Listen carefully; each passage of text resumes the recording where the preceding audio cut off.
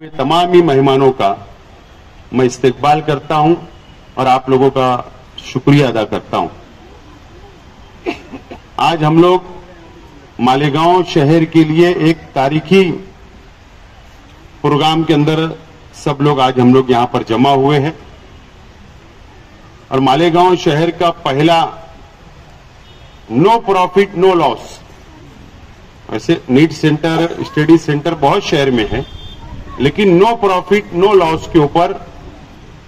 शेख रशीद साहब के नाम से हम लोग यहां पर आज 3 करोड़ रुपया के फंड से संग बुनियाद रखने के लिए आज हम लोग मौजूद हैं। शेख रशीद साहब का इंतकाल हुआ और शेख रशीद साहब का सियासी सफर इसी मोहल्ले से शुरू हुआ। काउंसिलर शेख रशीद साहब बने, सदर बल्दिया बने, मेयर बने, एमएलए बने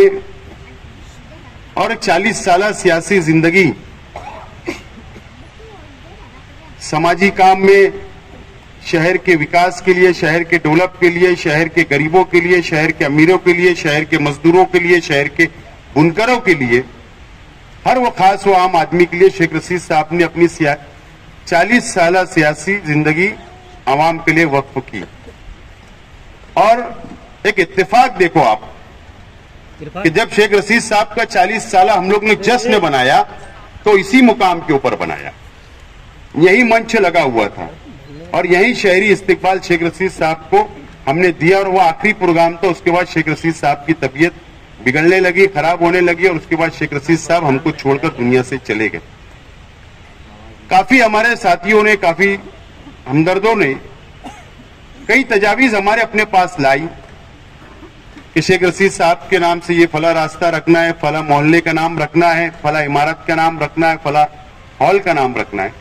लेकिन मैं और हमारे तमाम ही परिवार के लोगों ने उनसे माजरत चाही कि रुकिए, हमको ऐसा एक काम करना है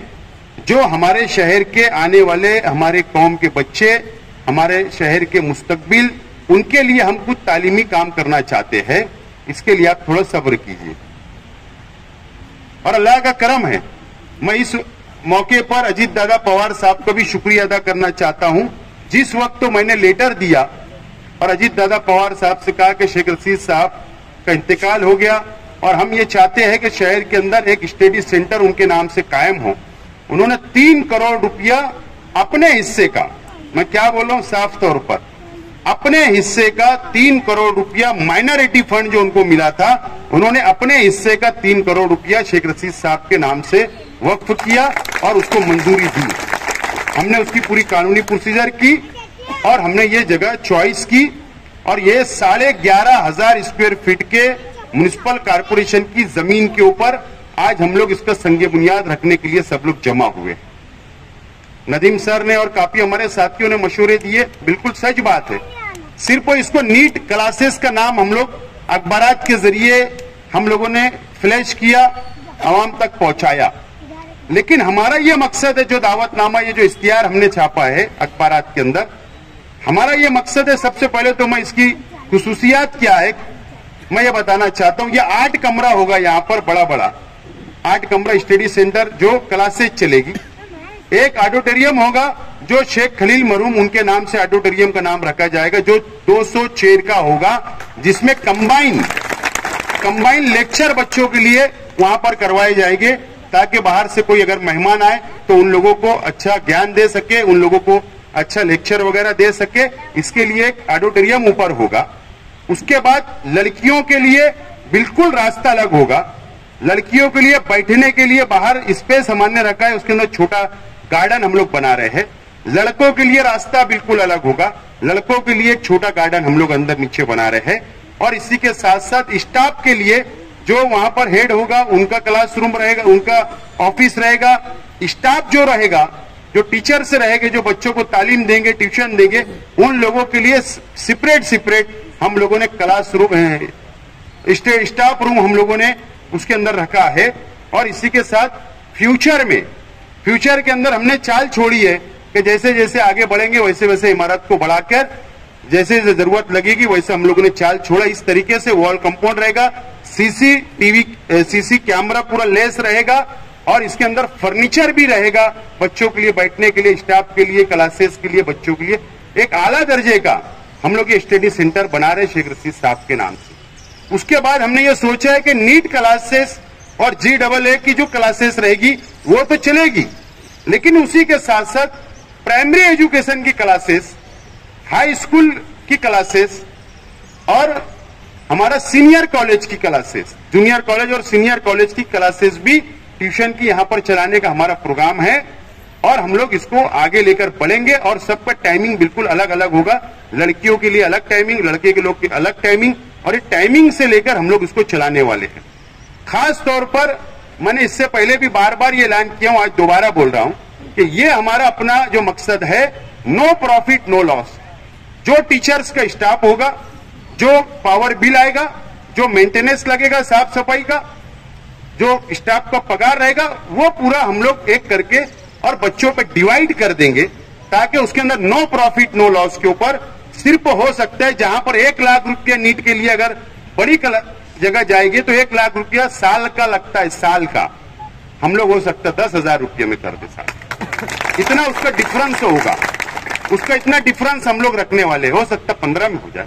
ये डिफरेंस उसके अंदर रहेगा। और जो भी क्लासेस चलेगी वो नो प्रॉफिट नो लॉस पे चलेगी। हमारा मकसद रुपया पैसा कमाना नहीं है, हमारा मकसद ये शहर के बच्चों को, ये शहर के गरीबों के बच्चों को, ये शहर के मजदूरों के बच्चों को, छोटा मोटा धंधा व्यापार करने वालों के बच्चों को हम ये चाहते हैं कि वो भी डॉक्टर बने, वो भी इंजीनियर बने और वो भी तालीम हासिल करे और वो भी आगे बढ़े और वो भी वक्त के साथ साथ में चले, वो पीछे ना रह जाए और अमीर का बच्चा आगे ना निकल जाए। ये हमारा अपना मकसद है और इस मकसद से, ये नेक मकसद से हम लोग आज इसका संग बुनियाद हम लोग रख रहे हैं।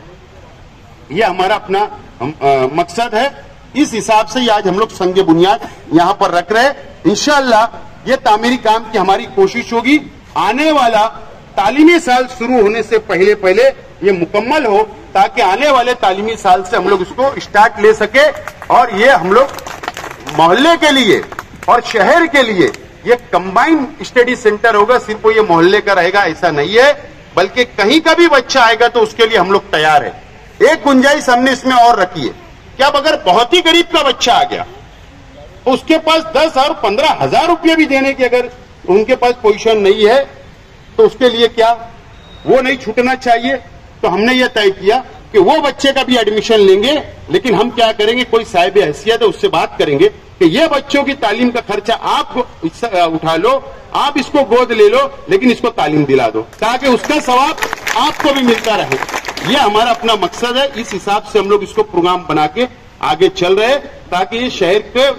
जो हमारे नौजवान आने वाली नस्ल है इसका इनको फायदा भरपूर मिलना चाहिए। ये हमारा अपना मकसद है, इसीलिए आज हम लोग सब यहाँ पर जमा हुए और ये संग बुनियाद रखने का एक बड़ा मैं प्रोग्राम करना चाहता था। पूरे तालीमी अदारों को बुलाना चाहता था,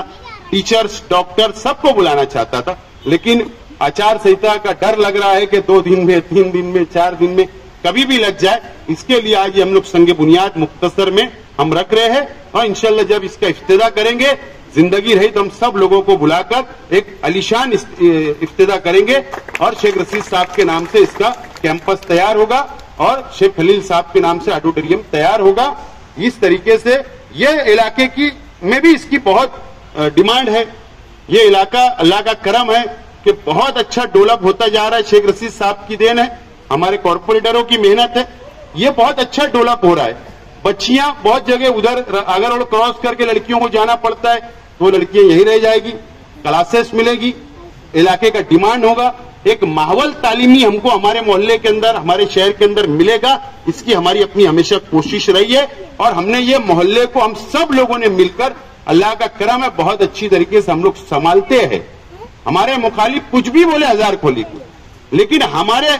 जो यहाँ रहने वाले हैं उनको पूरा भरोसा और एतमाद है कि हम लोग कैसे लोग हैं और हमारे साथी कैसे लोग, सबको एतमाद है।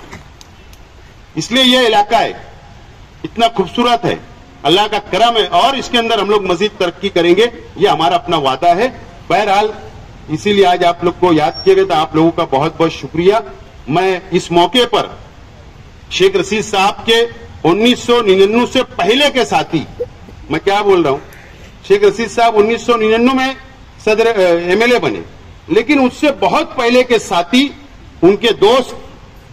जियाउद्दीन बाबा सिद्दीकी साहब, जो शेख रशीद साहब के साथ 10 साल एमएलए भी रहे, वजीर भी रहे, और एक वक्त में जब कांग्रेस की हुकूमत थी तो वो यहां के संपर्क मंत्री भी रहे नासिक जिले के, और उनका बहुत अच्छा राब्ता और आना जाना रहा। 2002 के जो फसाद, 2001 का जो फसाद हुआ था, उसमें बहुत बड़ी रिलीफ लेकर वो मालेगांव शहर आए थे, और शेख रशीद साहब का ताल्लुक हमेशा कायम रहा। शेख रशीद साहब के इंतकाल के बाद इत्तेफाक देखो, मेरा राब्ता बहुत उनसे मजबूत होता चला गया। अभी जो सोलर पैनल का मैंने पैसा लाया, फंड लाया, वो भी 100 करोड़ रुपया अपने हल्के के लिए लाने के लिए हमारी मुलाकात होती रही। जब जब मैं मुंबई गया, जब वो हम लोगों के साथ हम बैठते रहे, सलाह मशवरा करते रहे, और इतना अच्छा मेरा उनका राब्ता हो गया, इतना अटैचमेंट हो गया, वो हर 2 दिन 3 दिन गैप करके मुझे फोन किया करते थे, क्या बेटा कैसा चल रहा है, कैसा चल रहा है, हालात कैसे है, माहौल कैसा चल रहा है, इलेक्शन कैसा चल रहा है, तू मंत्रालय में आता तो मेरे को बोला कर, मैं भी आऊंगा, कोई काम की जरूरत रही तो मुझे बोला कर। इस तरीके का मेरा उनका बहुत गहरा ताल्लुक हो गया था। और कल रात एक अफसोसनाक खबर हम लोगों को मिली पूरे महाराष्ट्र में, मुल्क भर के लिए, और उनकी एक खुसूसी ये बात थी, जब उन्होंने मुझे बताया कि उन्होंने कहा कि जब वो हम एंटी चेंबर में बैठे थे अजीत दादा पवार साहब के, तो मुझको बोला कि तेरा वजू है, मतलब नहीं, मतलब मैं सफर में हूं, कसर पढ़ लूंगा। बोले नहीं, मेरी 5 वक्त की नमाज चल रही, मैंने 5 वक्त की नमाज शुरू किया हूं, तो बोले मैं पढ़ लेता। वो एंटी चेंबर में गए, वजू किया, मेरे साथ जब तक बैठे रहे, 3 वक्त का टाइम आया नमाज का, तीनों वक्त उन्होंने नमाज पढ़ा। और कल हमको बहुत अफसोसनाक खबर मिली कि उनको किसी ने गोली मार दिया, 2 लोगों ने, 3 लोगों ने गोली मार दिया और उनका इंतकाल हो गया। मैं अल्लाह से दुआ करता हूं, अल्लाह ताला उनकी मगफरत करे, अल्लाह ताला उन्हें जन्नतुल फिरदौस में आला से आला मुकाम अता करे। और आज की हुकूमत महाराष्ट्र से मैं मुतालबा करता हूं कि उनके जो मुजरिम है, जो गोली उनको मारी गई है, जिस बेदर्दी से गोली मारी गई है, उन लोगों को कड़ी से कड़ी सजा मिलना चाहिए, यह अहलियाने शहर की तरफ से मैं डिमांड करता हूं। और फिर एक मर्तबा उनके लिए मगफरत की दुआ मांगता हूं और मेरी बात को खत्म करता हूं। मैं चाहता हूं, वक्त कम, हाफिज साहब आगे दुआ करते।